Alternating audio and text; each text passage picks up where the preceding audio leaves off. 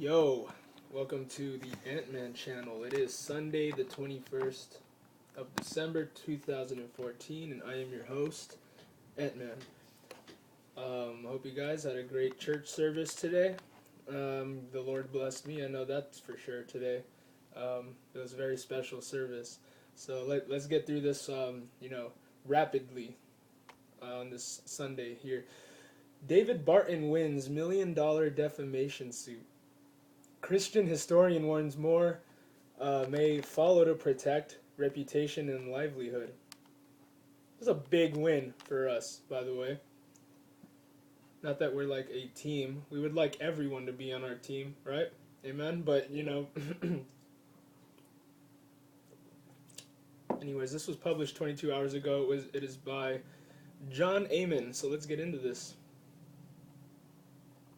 David Barton critics, beware. There's now a price to pay if you want to defame the popular historian, author, and speaker with false and outlandish charges.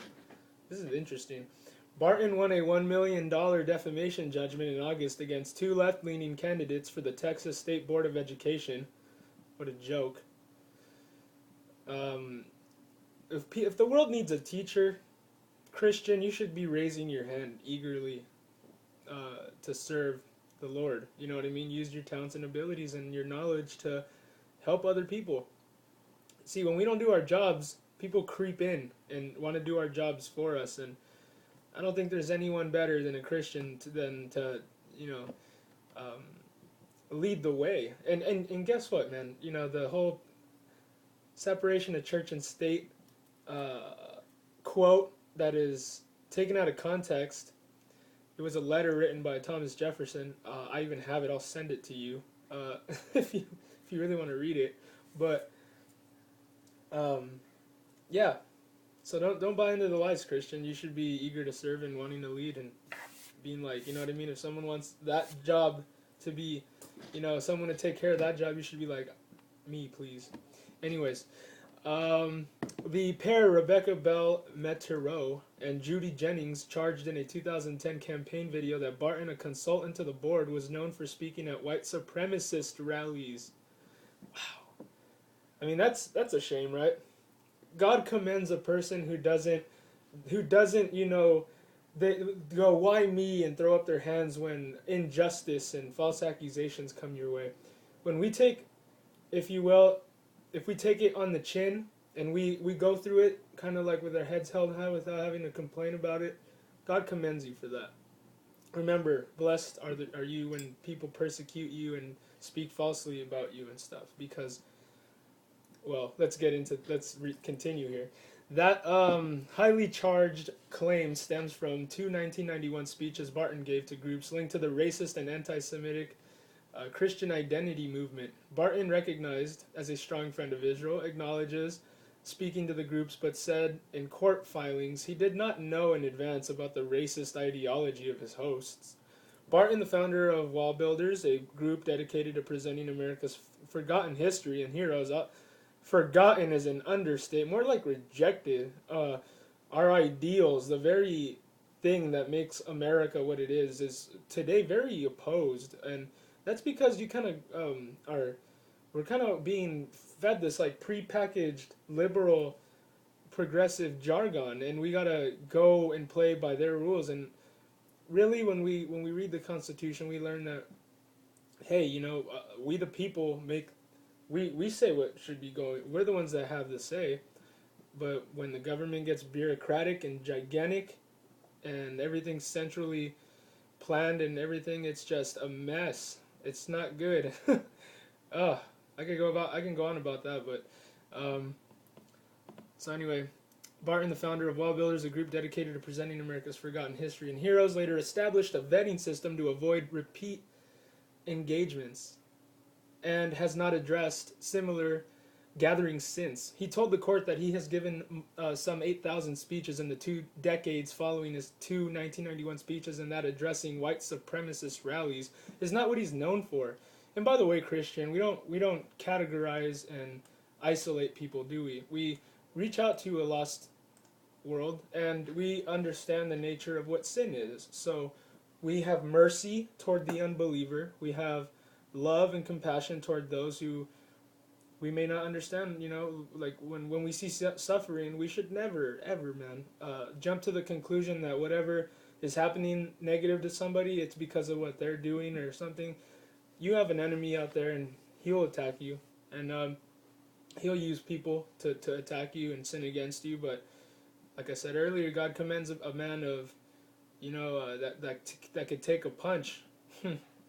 Let's see. We apologize after nearly 3 years of pretrial wrangling, including a trip to the Texas Supreme Court where Bell, Manchero, and Jennings failed in their bid to have the suit dismissed. The two settled with Barton just before the case was to go to trial in July 2014.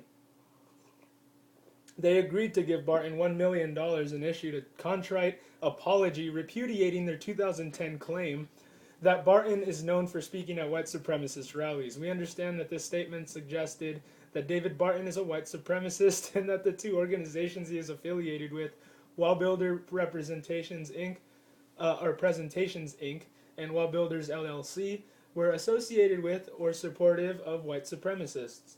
After learning more about Mr. Barton, we realized his statement was false. We separately and jointly apologize to Mr. Barton for damage to him individually and to his two organizations as a result of that statement. It's amazing, right? This is really amazing. I don't know how to really paint a good analogy for that one, but just because you go to church doesn't mean you're a Christian. So just because he was at a white supremacist rally that he says he didn't know was a white supremacist rally, that doesn't make him, just because he's there, a white supremacist. You know what I mean?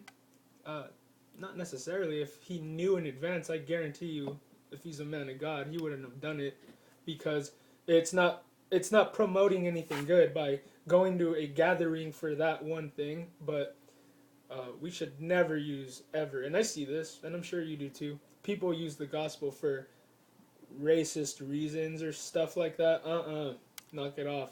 I like when I go to church and I feel warm and friendly and loving and all that with like all these people that are like Chinese and black and white, people that I don't relate to. Like, you know what I mean? Obviously, I'm an El Salvadorian American. I'm not, you know what I mean? I don't relate culturally to a lot of people, but the one common interest that brings us all together is Christ, and that is a beautiful thing, man. The church is a very diverse and multifaceted thing, man. And if we learn how to use the church correctly, man, we could do great things like what I did today. And I'm not saying it to get any praise out of anybody. I do it just because I'm always eager to serve the Lord. But giving people groceries, gigantic bags of groceries and toys for the holidays and all this, is like the greatest thing ever. I mean, you really do learn that it is more blessed to give than to receive, because, it kind of makes me feel like tearing up, man, because it really does feel good to bless people, man. But anyways, weak. We don't want that. Let's watch, Beyonce or Jay-Z or something. Anyways, just playing around. Let's see. Barton told WND he was very gratified by the win and has given the monetary award away.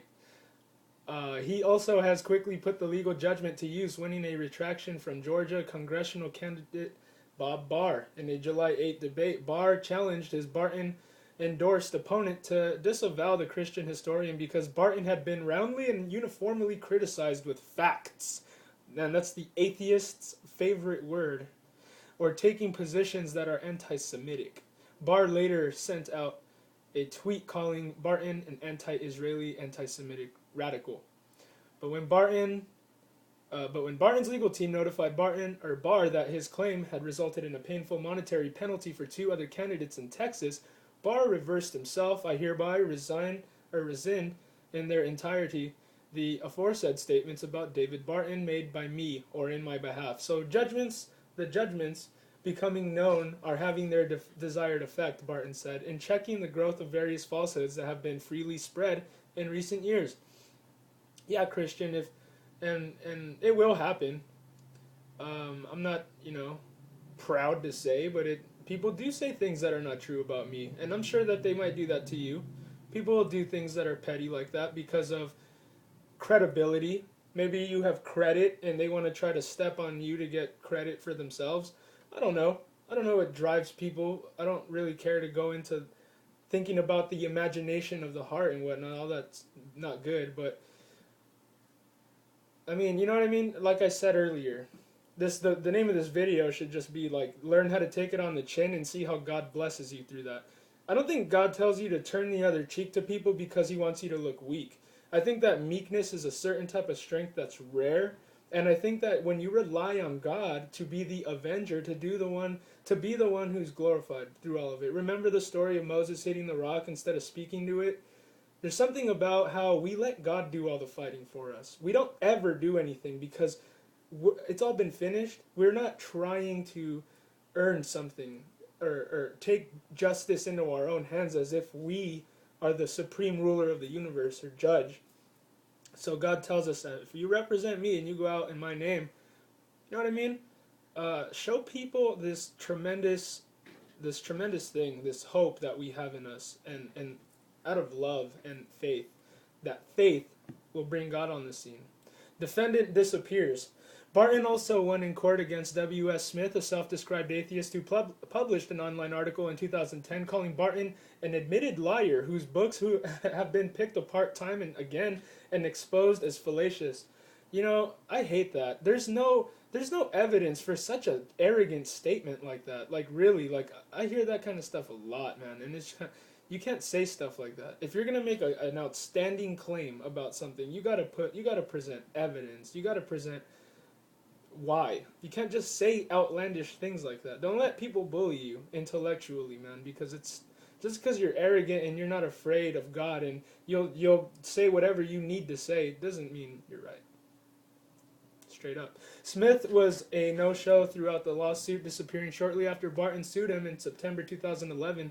Barton's legal team hired a private detective and published notices in Texas newspapers statewide in an unsuccessful attempt to find the elusive writer. Smith disappeared after he boasted in an email to Huffington Post columnist Chris Rhoda that he was happy to meet Barton in court because the truth is sick on him. Because the truth is on my side. If this is what you want, Mr. Barton, let's do it. Let's do it. Then let's do it, Smith said. Bring it on, bring it on, bring it on. The path you've chosen will lead only to your embarrassment and ruin. Unbelievable. The ego. You know what's good about not having that drive that the world has is that we don't do everything for our own sake. That'll corrupt you. If you try to glorify you and all that you do and that's what motivates you, guarantee, man, that you'll be your own undoing in the end. But the fact of the matter is that that's why we choose to be humble Christian, because we represent God. We say, hey man, whatever I claim to say, believe, and all that, it's to the glory of God. It's not for my own glory. And that's why we don't make ridiculous statements like that. To your ruin and embarrassment, we don't, you know, the atheist is given it to a reprobate mind, and he doesn't see how hypocritical he is. The liberal on the left is all about fairness and everybody getting a fair shot and everything being fair, right? Well, that's a hypocritical thing to do because we don't want anybody to be ruined. But if somebody needs to be told they're wrong, that's our job. Anyway, Smith disappeared after he boasted, okay? 3 years later, a Texas court found Smith's assertions about David Barton both false and defamatory. Barton's legal triumph came after some critics expressed deep skepticism about the merits of his suit. The Texas Freedom Network, a self-described watchdog monitoring far-right issues, knocked Barton's outrageous defamation lawsuit and called it an attempt by a prominent Texas Republican to chill free speech about his questionable past associations. Wow, quite some. We're talking a lot of good. Someone's just talking a lot of, looking for a fight. Anyway, the organization, which maintains a David Barton watch on its website, was cited by Bell, Metero, and Jennings as a key source for their false claims about Barton and their admission of fault. The two said they believed that statement, Barton is known for speaking at white supremacist rallies, had been fact-checked by our political consultant, Scott Garrison, who relied for confirmation solely on information provided him from the Texas Freedom Network. Asked to comment for WND, the Texas Freedom Network declined. Rob Boston, a longtime Barton critic at Americans United for Separation of Church and State, called the lawsuit the legal. Oh, I'm just making sure I read that right. Called the lawsuit the legal equivalent of a schoolyard bully's shakedown. In 2011, informed about Barton's triumph, Boston told WND he did not know why the case ended as it did and wished these individuals had stood up to Barton more aggressively. I have been critical of Barton's peddling of bad history since 1993, he said, and have no plans to stop. Chris Rada, author of Liars for Jesus, delivered the religious right's alternate version of American history. Unbelievable. That is straight up propaganda. That book title is absolutely outrageous. Liars for Jesus, like I said earlier, we don't want anything you have out there. We're just telling you facts because of the truth and the love of the truth and the love of God, the love of good, wanting to be good. But you know what, man? That's a to me a super hypocritical thing to say. Well, it's self-refuting. Liar for Jesus. If you're lying, first of all, knock it off. If you're a Christian, you don't have to lie anymore. That's something we got to put behind us. But and let me just get into this. Let me just finish this off right. Invited Barton to sue her too after he went after Bell, Monteru, Jennings, and Smith. Wow, these atheists are very militant in their legal battles. I'm feeling a bit left out here, Rada told her freethoughtblogs.com readers in September 2011. I've worked very hard to spread the word that Barton is a liar. What else do I have to do to get him to sue me? Wow. Rada responds. She must have a lot of time on her hands, I guess. I mean, they don't pray or read the Bible or do anything like that, so they got a lot of free time, I'm sure. Rada responded to news about Barton's legal success with a lively statement for WND, proclaiming she found it unfathomably ironic and completely outrageous that David Barton, a man who has made a career of lying about others, has won a defamation lawsuit. No, the only thing that's ironic is your book title. Rada, who is research director at the Military Religious Freedom Foundation, unbelievable, suggested her employer and an opponent of what it says it is religious. Wait, an opponent of what it says it religious intimidation by evangelicals in the military may soon take Barton to court. Intimidation? So petty. Looking for anything to just call out. For some time now, the Military Religious Freedom Foundation, MRFF, has been considering filing a defamation lawsuit against Mr. Barton for all of the blatant and deliberate lies he has told on his radio show and elsewhere about MRFF and its founder and president, Mikey Weinstein. Now seems like a quite appropriate time for MRFF to proceed with that. So why Barton sued? A favored target of the secular left for decades, Barton considered a lawsuit 20 years ago on some very easy to disprove lies. However, as a public figure, he needed to do more than show that truth was on his side. He also had to demonstrate economic harm to prevail in court, and that, he said, meant hiring an economist for $100,000 to document financial damage. We dropped pursuing anything at that time, Barton recalled. But over the last 20 years, it has continued to grow and snowball, and one unrebutted, uncontested lie, because nothing happened, became bigger and greater, so people added more as they repeated themselves. Yeah, that's what people will do. They'll just believe what everyone's saying, and they're not even really going in to do any research to see if it's even true. People will just repeat and regurgitate things that people arrogantly say are facts, and you know what I mean? That's a part of what sin does to people, I guess. But let's see. Examples abound. Blogger Fred Clark labels Barton an outrageous liar in a 2013 Pathos post. A Crooks and Liars blog post from 2012 calls Barton a liar and a rat fink. Unnamed Barton critics launched their own Facebook page. David Barton and wall builders are liars, and atheist Ed Brayton vented on November 28th. David Barton is simply one of the most shameless liars in this country. Isn't it funny how the atheist always calls us dishonest? Like we have any reason to want to lie and be those kind of people, but I guess they don't understand that, so they'll do that to troll you. They'll just be like, "Oh yeah, you're dishonest." Okay, sure.